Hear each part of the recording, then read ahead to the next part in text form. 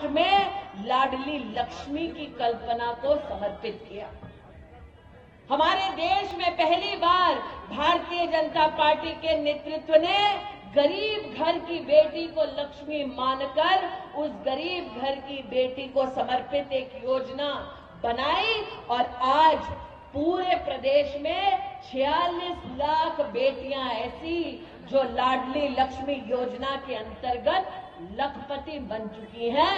भैया दूज के शुभ अवसर पर ऐसी बेटियों को आशीर्वाद और शुभकामना देना चाहती हूं।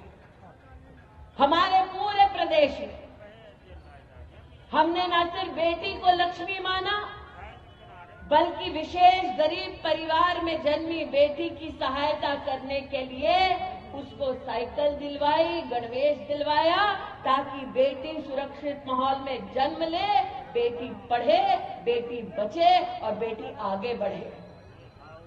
लेकिन 15 महीने जब कांग्रेस ने शासन किया तो गरीब की बेटी से वो गणवेश छीना, वो साइकिल छीनी और मैंने संतोष जी जीवन में पहली बार देखा कि कन्यादान के शुभ अवसर को भी उन्होंने पोस्ट डेटेड बना दिया।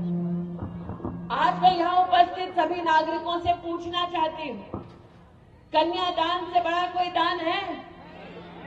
जब हम कन्यादान के शुभ अवसर पर स्वयं पधारते हैं तो बेटी को अगर जेब में 1 रुपया भी हो तो सगन के हिसाब से रुपया देते हैं कि नहीं देते हैं? गरीब से गरीब परिवार में ये प्रथा है। और अगर बेटी का ब्याह होने वाला होता है तो आस पड़ोस के लोग भी जाकर परिवार से पूछते हैं, बेटी का ब्याह होने वाला है, हमसे अगर कोई मदद चाहिए तो हम मदद करने को तैयार है। ये संस्कार है कि नहीं हमारा? लेकिन पहली बार मैंने देखा कि कांग्रेस जब सत्ता में आई तो कन्यादान का सगन भी पोस्ट डेटेड देने लगी।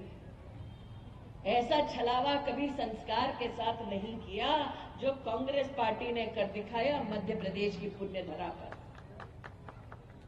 कभी किसी ने कल्पना नहीं कि कन्यादान जैसे महत्वपूर्ण दान के संसार उसमें गतिरोध कांग्रेस बन जाएगी। इसलिए आज आपसे कहने आई हूं कि अगर आप मानते हैं संस्कारों में, सभ्यता में, तो 17 तारीख को पोलिंग बूथ पर जाएं, कमल का बटन दबाएं, गरीब की बेटी के कन्यादान का आशीर्वाद पाएं। आज ये निवेदन लेकर आपके मध्य में आई हूं। मैं जानती हूं कि आज जितने लोग यहां उपस्थित हैं उनकी उपस्थिति ही इस बात का संतोष जी संकेत है कि ये जनता नरेंद्र मोदी के राज में संतुष्ट है। और आज अगर उस अपने नेता के बारे में आपसे कुछ पूछूं तो मुझे जवाब जरूर दीजिएगा। उस नेता ने चिंता की हर गरीब की, हर परिवार की। स्वयं गरीबी में जन्मे, स्वयं मां के संघर्ष को देखा और नरेंद्र मोदी ने ये प्रण किया, ये संकल्प लिया कि जिस गरीबी से वो स्वयं उभरे हैं वो गरीबी का अभिशाप हिंदुस्तान में किसी को छूने ना पाए। आज मुझे इस बात का गौरव है कि 9 साल के कार्यकाल में हमारे प्रधान सेवक ने देश भर में 13 करोड़ 50 लाख गरीबों को गरीबी से उभार कर सशक्त किया है। उसमें से 1 करोड़ की जनसंख्या मध्य प्रदेश की भी है। आप में से कई वरिष्ठ नागरिक यहां उपस्थित हैं जिन्होंने कांग्रेस के कार्यकाल का वो काला समय देखा है। मैं स्वयं एक ऐसे क्षेत्र से जनप्रतिनिधि हूं जहां 40 साल एक मुश्त राज रहा है उस गांधी खानदान का।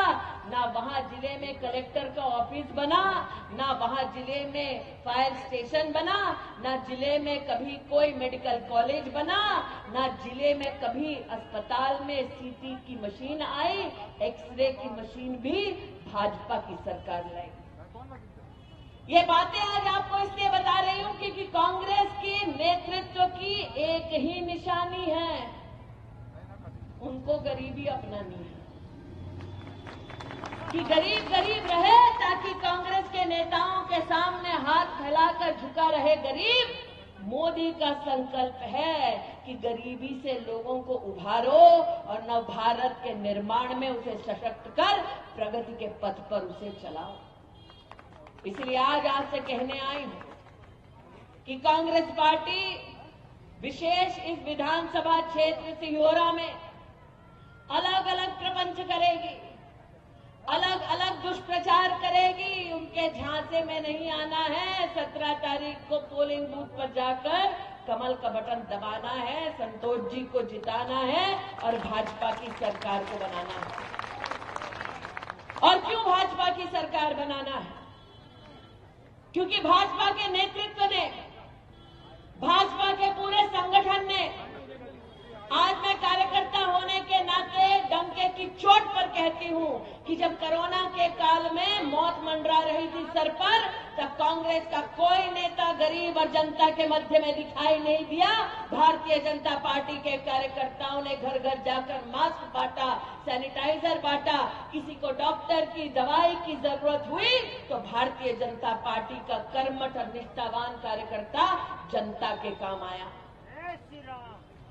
जब कोरोना का कार्यकाल आया तब नरेंद्र मोदी ने संकल्प लिया कि रात को कोई भी देश में गरीब भूखा पेट नहीं सोएगा।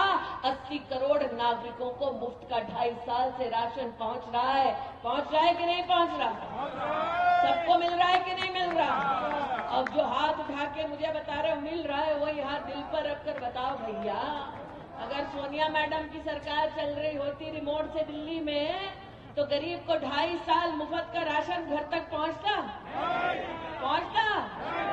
अरे ये बतलाओ, अगर सोनिया मैडम की रिमोट कंट्रोल की सरकार चल रही होती दिल्ली में, तो काला बाजारी उठाकर ले जाते कि नहीं ले जाते अनाज गरीब का? अब मोदी ने कहा कि मैं 5 साल और मुफ्त का अनाज दूंगा गरीब को, तो कांग्रेस पार्टी तिलमिलाई, थोड़ा सा छटपटाई, फिर कहने लगी कि मोदी पर हम केस कर देंगे। मोदी ने कहा करके दिखाओ। हमने कहा करके दिखाओ। अरे शेर का बच्चा है, गीदड़ थोड़ी ना है जो डर के घर में भग जाएगा। अब आप सोचो, मोदी ने कहा कि मैं 5 साल और मुफ्त का अनाज दूंगा। कांग्रेस पार्टी को खुश होना चाहिए था कि नहीं होना चाहिए था? गरीब को मुफ्त का अनाज जा रहा है, तुम्हारा क्या जाता भैया? गरीब के घर तक पहुंच रहा है, तुम्हारा क्या जाता भैया? लेकिन कांग्रेस पार्टी ने उसका समर्थन नहीं किया, क्योंकि पैसा अनाज गरीब को जा रहा था। मैडम के घर जाता तो उनको कोई दिक्कत नहीं होती। सही कह रहे हैं? इसलिए आज आपसे कहने आई हूं कि जो कोरोना के वक्त में आपके काम आया, आज वो मोदी कहने लगा कि 17 तारीख को पोलिंग बूथ पर जाओ भैया, कमल का बटन दबाओ, अपना अनाज सुरक्षित आप कर पाओ। आज यही निवेदन लेके आपके मध्य में आए। अब कोरोना के कार्यकाल में मौत मंडरा रही थी सर पर, मोदी जी ने कहा वैक्सीन की जरूरत है।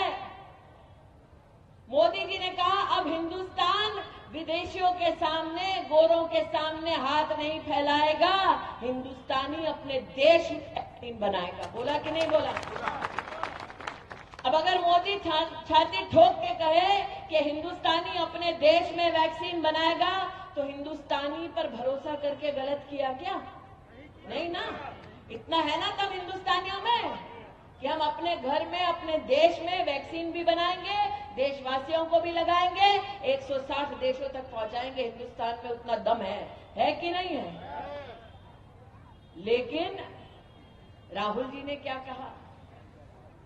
विदेश से लाओ, विदेशी वैक्सीन लगाओ। कहा कि नहीं कहा? इतने चतुर हैं हमारे अध्यक्ष भी यहां बैठे, इतने चतुर हैं कि कहते हैं विदेश से वैक्सीन लाओ, हिंदुस्तान पे भरोसा ना करो। मोदी ने नहीं सुनी राहुल गांधी की। मोदी ने कहा भैया हिंदुस्तानी ही वैक्सीन बनाएगा और हिंदुस्तान को वही वैक्सीन आएगा। आज हमें गौरव है इस बात का। यहां पर वैक्सीन मिला कि नहीं मिला?